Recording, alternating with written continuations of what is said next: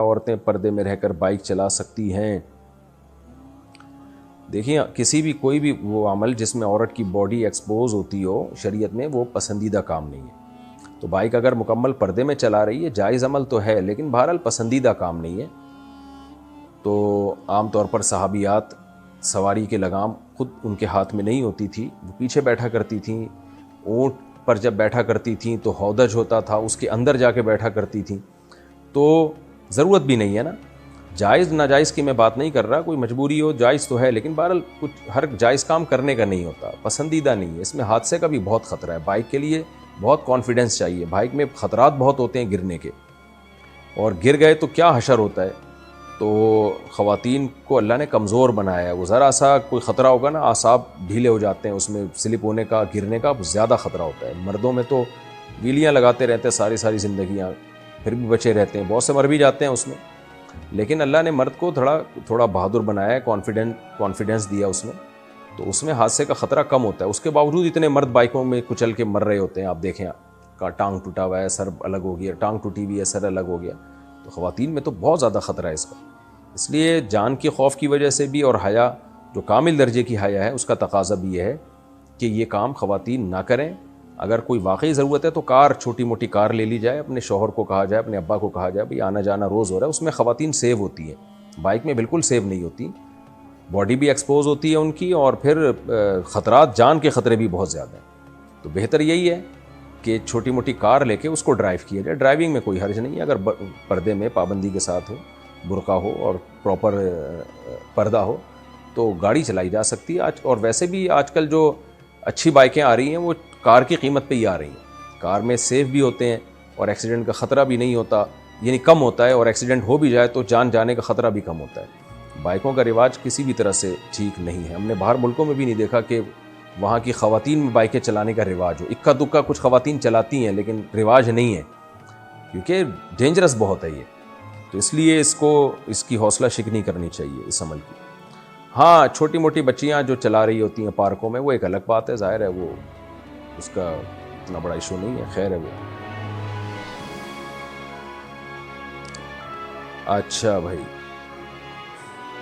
Rajasthan India سے مفتی صاحب، میں نماز پڑھاتا ہوں تو بہت ہچکچاہٹ ہوتی ہے اور اس میں سورت بھول جاتا ہوں اور پھر آگے کچھ یاد نہیں آتا. برائے مہربانی کوئی حل بتا دیں. آپ کو گھبراہٹ ہوتی ہے اس لیے جب آپ پرانے امام ہو جائیں گے، پکے ہو جائیں گے تو پھر یہ گھبراہٹ ختم ہو جائے گی. نیا امام ہوتا ہے تو پھر اس میں یہ گھبراہٹ ہوتی ہے.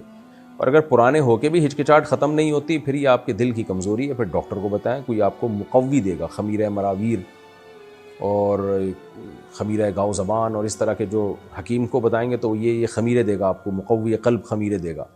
ڈاکٹر کو بتائیں گے تو کوئی ہو سکتا ہے ملٹی وٹامن دے دے آپ کو تاکہ آپ تھوڑے پاورفل ہو جائیں. باقی نئے امام بنے ہیں تو نئے جب انسان امام بنتا ہے تو سب کو ہچکچاہٹ ہوتی ہے، نارمل ہے. یہ جب نماز پڑھاتے رہیں گے تو یہ ہچکچاہٹ ختم ہو جائے گی.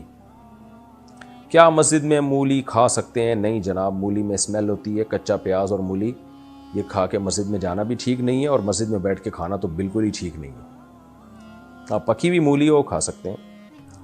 تعویذ پہن کر میت کے پاس جانا کیسا ہے؟ تعویذ پہننا، پہلے تو یہ پوچھیں، تعویذ پہننا پسندیدہ کام نہیں ہے، مت پہنے. باقی میت کے پاس کسی نے تعویذ پہنا ہو تو جا سکتا ہے، نہ اس کے سے میت کو فائدہ ہوگا، نہ اس کو کوئی نقصان ہوگا، نہ کسی کو نقصان نہ کسی کو فائدہ. پرچی ہے گلے میں لٹکی ہوئی ہے. بہرحال جائز ناجائز کی بحث میں نہیں پڑتا. کمال توکل یہی ہے کہ ان چیزوں سے انسان دور رہے، اور اس بحث میں نہیں پڑتا کہ اس سے فائدہ ہوتا ہے کہ نہیں ہوتا. لیکن بہرحال کمال توکل یہی ہے کہ نہ پہنا جائے تعویذ. محمد ایان صاحب، ہمارے چچا مدرسے حفظ کرنے گئے تھے. چچا گئے تھے ماشاءاللہ، 6 پارے حفظ کر کے واپس آ گئے. کیوں بھائی؟ سب کہتے ہیں کہ ان پر اثرات ہیں. بہت سے مولاناؤں کو بتایا، کوئی کہتا ہے شیطان ہے، کوئی کہتا ہے اثرات ہیں. جن مولاناؤں نے بولا نا شیطان ہے، ان کے بارے میں ڈاؤٹ ہے کہ وہاں کوئی ایسی قسم کی چیز نہ ہو. دماغی ڈاکٹر کو کہا تو دکھایا تو اس نے کہا دماغی مرض ہے، اور دوا بھی دے دی. بستر گیلا کر دیتے ہیں. اب شادی کرنے کا کہہ رہے ہیں، ہم ان کی شادی کرا دیں، ہم بہت پریشان ہیں. شادی کرا دیں، لیکن جو علاج ان کا چل رہا ہے تھوڑے دنوں میں ان کی وائف کا بھی وہی علاج شروع ہو جائے گا. تو بھائی پہلے ان کا دماغ تو سیٹ کرا دو اور ڈاکٹر سے علاج کرائیں. اگر آپ نے ان کے عاملوں کے پاس لے گئے تو ان کی بیماری کم نہیں ہوگی، بڑھ جائے گی، اور وقتی فائدہ ہوگا لیکن بیماری بڑھے گی. تو 99.9% یہ دماغی بیماریاں ہی ہوتی ہیں، اور شروع میں ان کا بہت آسانی سے علاج ہو جاتا ہے. تو ڈاکٹر کو دکھائیں، میڈیسن دے دیں گے، انشاءاللہ کوئی کیمیکل آگے پیچھے ہو گئے سیٹنگ پہ آ جائیں گے. جب بالکل سیٹنگ پہ آ جائیں تو پھر ان کی شادی کر دیں تاکہ اگلے کی سیٹنگ خراب نہ ہو، ورنہ اس میں بھی جن چڑیل بھوت آنا شروع ہو جائیں گے عاملوں کے بقول. انس ملک انڈیا سے، کیا شادی کے بعد ساری عمر اللہ کے راستے میں گزار سکتے ہیں؟ گزاریں گے تو وہ اللہ کا راستہ کہلائے گا نہیں، کیونکہ بیوی کے بھی حقوق ہوتے ہیں. اگر بیوی کو، جوان بیوی کو چھوڑ کر آپ چلے گئے اور گھر ہی نہیں آ رہے، اللہ کے راستے میں ہی ہیں، تو وہ اللہ کا راستہ تھوڑی ہے، پھر تو وہ لیبل اللہ کے راستے کا ہوگا، وہ شیطان کا راستہ. تو اس لیے جب بیوی ہے تو اس کے بھی حقوق ہیں، تبلیغ میں بھی وقت لگائیں، اللہ کے راستے میں بھی وقت لگائیں، بیوی کے بھی حقوق پورے کریں. تو یہ سب چیزیں ساتھ لے کے چلنی ہیں. سر کے اوپر سے پیسے گھما کر صدقہ دینا جائز ہے یا ویسے بھی دے سکتے ہیں؟ سر کے اوپر سے پیسے گھما کے صدقہ یہ ناجائز ہے، اس کی کوئی شرعی دلیل نہیں ہے جواز کی، اور یہ کبھی بھی ہمیں نہیں ملتا کہ یہ عمل سنت سے ثابت ہو. ایک صدقہ دے دیں، بس دل میں نیت کر لیں کہ اللہ یہ صدقہ میں دے رہا ہوں تاکہ بلائیں ٹلیں اور فلاں سے بلا ٹل جائے، تو نیت کرنے میں کوئی حرج نہیں ہے. اللہ تعالیٰ قدرت رکھتا ہے اور دلوں کے حالات کو جانتا ہے. محمد بشیر حیدرآباد سے، شادی کرنے کے لیے لڑکی کا پڑھا لکھا ہونا ضروری ہے یا نہیں؟ نہیں، اب تک جتنی شادیاں کائنات میں ہوئی ہیں، اب خواتین میں ایجوکیشن تو اب شروع ہوئی ہے، عصری تعلیم کی بات کر رہا ہوں. البتہ تعلیم کا ہونا ضروری ہے. ضروری اس معنی میں نہیں کہ جاہل لڑکی کی شادی نہیں ہو سکتی. شادی تو ایجاب و قبول کا نام ہے، مرد ہو اور عورت ہو شادی ہو جاتی ہے، شریعت میں وہ ہو جائے گی، لیکن گھر آگے چلتا نہیں ہے اگر تعلیم نہ ہو. تو اب تعلیم کسے کہتے ہیں؟ تعلیم کا مطلب یہ صرف یہ نہیں ہے کہ میڈیکل کالج کی، میڈیکل سائنس کی تعلیم یا میتھمیٹکس کی تعلیم. تعلیم کا مطلب یہ ہے کہ زندگی گزارنے کے لیے جو بنیادی علوم ہیں وہ اس کے پاس ہونے چاہیے.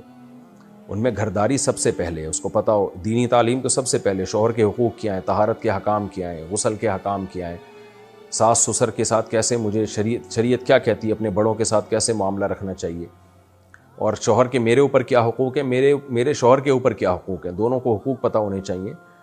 اس طرح کی جو بیسک نالج ہے، جس کے لیے حضرت مولانا اشرف علی تھانوی رحمہ اللہ تعالی نے بہشتی زیور نامی کتاب لکھی تھی. وہ خواتین ہی کے لیے لکھی تھی تاکہ خواتین اس کو پڑھیں اور اپنی لائف کو سدھاریں، سیدھا کریں. اس میں طہارت کے حکام، صفائی ستھرائی، بہت جو گھرداری کے لیے جو چیزیں چاہیے وہ اس میں انہوں نے لکھی ہوئی. تو جامع رشید نے اس کو آسان کر کے چھاپا ہے تسہیل بہشتی زیور کے نام سے، وہ پڑھ لی جائے. اتنی تعلیم تو ضروری ہے سب کے لیے. نبی صلی اللہ علیہ وسلم نے فرمایا طلب العلم فریضۃ علی کل مسلم و مسلمہ، ہر مسلمان مرد اور عورت پہ علم حاصل کرنا فرض ہے. تو علماء کہتے ہیں کچھ بیسک علوم ہیں وہ تو سب پہ فرض ہیں. آگے پھر ڈیٹیل میں جب جائیں گے تو جو جس شعبے سے متعلق ہے پھر اس شعبے میں کی علوم حاصل کرنا ضروری ہے. آپ تاجر ہیں تو پھر تجارت کے شرعی حکام جاننا ضروری ہے آپ کے لیے. تاجر نہیں ہے تو پھر ضروری نہیں ہے. تو یہ تو بیسک تعلیم جس کو، جو انسان کو انسان بنانے کے لیے ضروری ہے، وہ سب کو سیکھنی ضروری ہے، چاہے مرد ہو یا عورت. باقی پھر یہ جو عصری تعلیم ہے آج کل کہ میڈیکل کالج میں پڑھنا، تو اگر سوسائٹی میں اس کی ضرورت ہو تو ظاہر ہے میڈیکل کالج میں لڑکیوں کی ضرورت ہے، کیونکہ لڑکیوں کا علاج تو لڑکیاں ہی کریں گی، گائنی میں تو لیڈیز ہی ہوں گی. تو اس میں پھر ایک الگ بحث ہے وہ کہ کتنی خواتین کی ضرورت ہے، کتنی کی نہیں ہے. آج کل تو ایک بھیڑ چال ہے، اتنی ڈاکٹرز لڑکیوں کی ضرورت ہے نہیں جتنی ڈاکٹرز لڑکیاں یونیورسٹیوں سے فارغ ہو رہی ہیں. پھر وہ بے روزگار گھوم رہی ہوتی ہیں، تو سارے ان کا پڑھا پڑھایا ضائع جا رہا ہوتا ہے. تو بڑے مسائل ہیں. تو تعلیم، دنیا کی، دین کی تعلیم جتنی ضروری ہے وہ تو میں نے بتا دیا. دنیا کی تعلیم میں پہلے سوچنا چاہیے کہ آگے کرنا کیا ہے، اس کے حساب سے آگے پھر تعلیم حاصل کرنی چاہیے. اور جو آپ کرنا چاہتی ہیں، کوئی خاتون اگر کرنا چاہتی ہیں تو آگے اس میں آپ کو موقع بھی ملے گا کام کرنے کا کہ نہیں ملے گا. اس میں اتنے وسائل ہیں، اتنے ذرائع ہیں بھی کہ نہیں ہیں، ورنہ پھر وقت برباد ہوتا ہے اور کچھ بھی حاصل نہیں ہوتا ہے، ڈپریشن میں جاتی ہیں. پھر دوسری بات یہ کہ رشتہ بھی پھر دیکھنا چاہیے. اب آپ نے پڑھ لکھ لیا، آپ نے پی ایچ ڈی کر لی، رشتے آج کل میٹرک پاس بھی نہیں مل رہے، لڑکوں میں تو ہے ہی نہیں، تو پھر وہ شادی نہیں صحیح طرح جوڑ کی نہیں ہوتی. لڑکی ڈبل ایم اے ہوتی ہے اور وہ لڑکا 8ویں سے بھاگا ہوا ہوتا ہے. نکاح پھر ہم نہیں پڑھانا ہوتا ہے، ہم خود خون کے آنسو رو رہے ہوتے ہیں، یار کدھر کس کا نکاح کس سے پڑھا رہے ہیں ہم. تو بس ایک بھیڑ چال ہے، بس چل رہے ہیں. تو خود فیصلہ کریں کہ کیا پڑھنا ہے کیا نہیں پڑھنا. میں تو ایک شرعی حکم بتا سکتا ہوں. اچھا بھائی، اگر کوئی، اچھا یہ تو، اگر شوہر بیوی سے کہے مجھے طلاق چاہیے تو کیا طلاق ہو جاتی ہے؟ شوہر کو طلاق چاہیے، کیا وہ لیڈیز ہے؟ شوہر تو طلاق دینے والا ہوتا ہے، تو وہ بیوی سے پوچھ سکتا ہے کہ کیا تمہیں طلاق چاہیے، اور میں چاہتا ہوں کہ تمہیں طلاق ہو جائے، اس طرح کے الفاظ اگر شوہر کہے تو طلاق نہیں ہوتی.